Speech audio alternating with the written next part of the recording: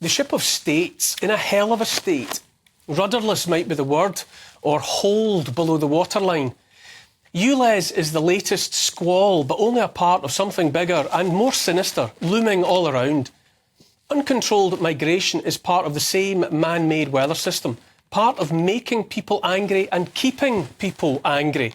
Neither is what it appears to be. ULEZ is billed as a health measure, but it's just highway robbery and cover for the introduction of more surveillance cameras, spectacularly vulnerable and temporary cameras, as it turns out.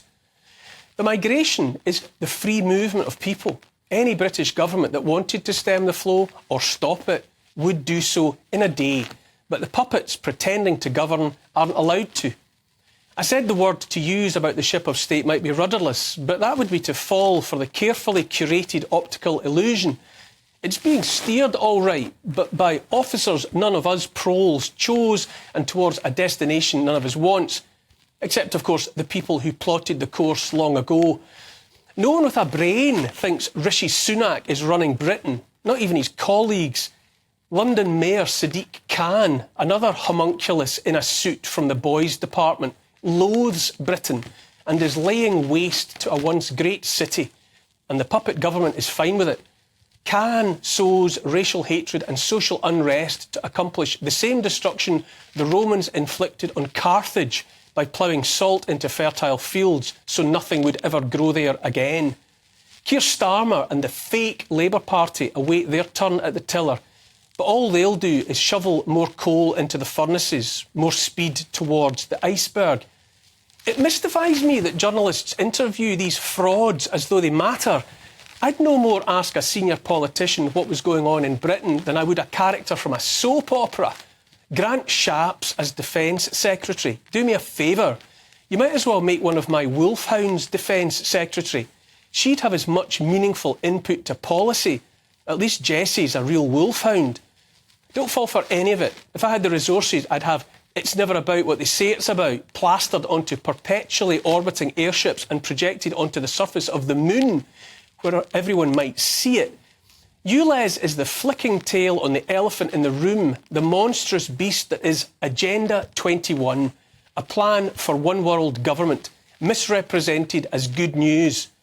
For those thinking it's about the year 2021 and that we've missed the deadline, Agenda 21 is a plan for the whole of the 21st century. Whatever the puppet government and the puppet opposition say about anything is always and only to distract from the real plan and therefore the real threat to our freedom and way of life.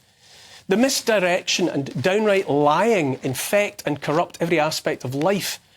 Otto von Bismarck is credited with saying, "The less people know about how laws and sausages are made, the better they'll sleep at night." That depends on whether you want to be asleep or awake, however uncomfortably. The sleepiness is everywhere.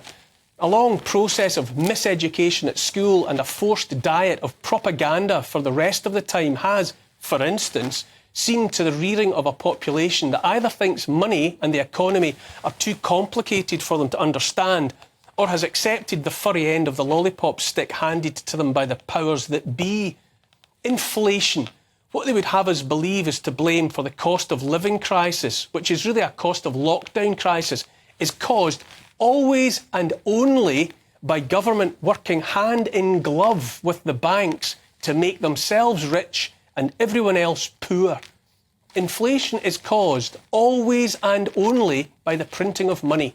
Quantitative easing, as they have called it most recently, although dodgy types alighted on the tactic thousands of years ago to keep their subjects poor, is a transparent attempt to disguise a Ponzi scheme, the Ponzi scheme being modern currencies, which is the conjuring into existence of money from nothing, which only banks are allowed to do. Every time they magic up more money, put more of the currency into circulation in whatever form, what they actually do, in fact, all they do, is devalue any money you had in your pocket or in savings. This is deliberate. This is why excess money is created in the first place. Just as a for instance, since the creation of the so-called Federal Reserve in the United States in 1913, which is not federal, being a private company run for profit by secretive bankers and holds a reserve of precisely nothing, the actual value of the dollar has fallen by at least 90, if not actually 98%. Inflation is the invisible tax. I'll say that again for emphasis. The invisible tax almost everyone has been tricked into not seeing, far less being angry about.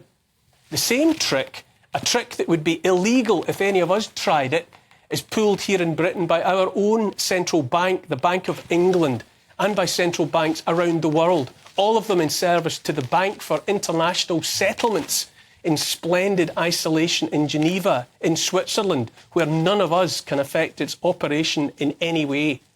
Our government, everyone's government, be it nominally democratic, fascist, totalitarian, communist, or monster-raving loony, it makes no difference, uses banks to put people into debt and then continuously devalues the currency by creating more money, always out of nowhere, and so making it harder and harder, all but impossible, in fact, for anyone ever to be free of that debt. If all debt was repaid, all money would vanish. You heard me right. If you understand that much, you understand the money flow of the world. This stuff is hiding in plain sight, but so easy to understand when you bother to look at it. And I say that as someone who got a C in maths.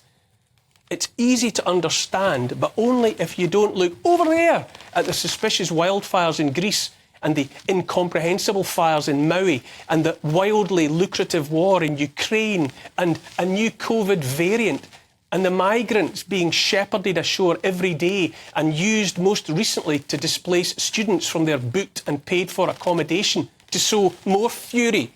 If you don't look over there at all that, or when you do, understand it for what it is, distraction gone awry, but back here instead, where the pretend government is cooking the books and selling Britain down the river, once you see it, you can't believe you overlooked it for so long. I said most of the value of the dollar has been wiped out. So too that of the pound, the euro, you name it.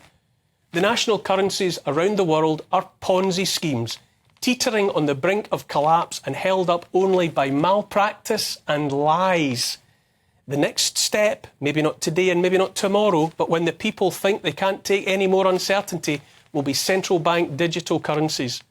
And here we get back to the monster, the elephant in the room that most neither acknowledge nor talk about, indeed that most don't even see, which is Agenda 21. ULEZ is part of Agenda 21, CBDC is part of it, digital ID is part of it, surveillance cameras and checkpoints are part of it, 15-minute ghettos are part of it, cycle lanes are part of it. The devaluing of money is part of the softening up. The ever-increasing debt is part of that, the stoking of anxiety, of fear, of hatred of other, climate crisis and forever war, all about destroying the old and ushering in the new. In 1992, in Rio de Janeiro, 179 countries agreed plans for a sustainable future for planet Earth. Sustainable is a weasel word in this context, chosen to seduce. Just as everyone would support a project to protect puppies and kittens from cruelty, so no one would say they were opposed to sustaining life on Earth. Sustainable, in the hands of the authors of Agenda 21, however, is dread-laden and means your way of life, my way of life, and the way of life you'd hoped for your children is unsustainable and forbidden. In summary, the way of life that has been described as middle class is, according to those pushing Agenda 21, unsustainable and must end. The usual mouthpieces of the mainstream will dismiss this as conspiracy theory, but what is undeniable is that it's out there in plain sight. There's even a 344-page book available on Amazon called Agenda 21, Earth Summit, the United Nations Programme of Action from Rio, priced £11.04 in paperback. What someone somewhere has decided is sustainable is to be made possible by, to quote American campaigner Rosa Corey, the late great siren warning of all things Agenda 21, control of all land, all water, all minerals, all plants, all animals, all construction, all means of production, all food, all information, and all human beings in the world. Corey pointed out how an unholy union of corporations, non-governmental organisations and governments is pushing ever more desperately towards a world in which the entire population is concentrated in densely populated cities. What's intended is a world of public-private partnerships, what the WEF's Klaus Schwab calls stakeholder capitalism, that takes all power and decision-making away from the people and places it in the hands of entities over which we, the voting public, have zero influence, far less control. A person can easily sense the impotent wrath of Khan, wee Sadiq, as he receives the daily reports of the popular dismantling of his ULEZ infrastructure, as well as a vast majority of his surveillance cameras being put out of action by citizen soldiers. God bless you all. The legal basis of his efforts is being challenged too. Worth observing that Sadiq Khan is being embarrassed not just in front of Londoners and the wider British public, but also in front of his pals in the C40 Cities Climate Leadership Group, of which he has been chairman since 2021. I don't know if you know, but C40 is, according to its Wikipedia page, focused on fighting the climate crisis and driving urban action that reduces greenhouse gas emissions and climate risks. It's also in bed with proposals to end flying and shipping by 2050, cutting home heating, banning beef and lamb, and ending building with bricks, cement, glass and steel in favour of rammed earth, what you might call the building of mud huts. Here's the thing, the future being discussed might permit existence for the likes of you and me, but will be no life I recognise as honourable or worth living. Altogether now, tell them they can stick the whole joyless, totalitarian, hypocritical, anti-human lot of it where the sun don't shine.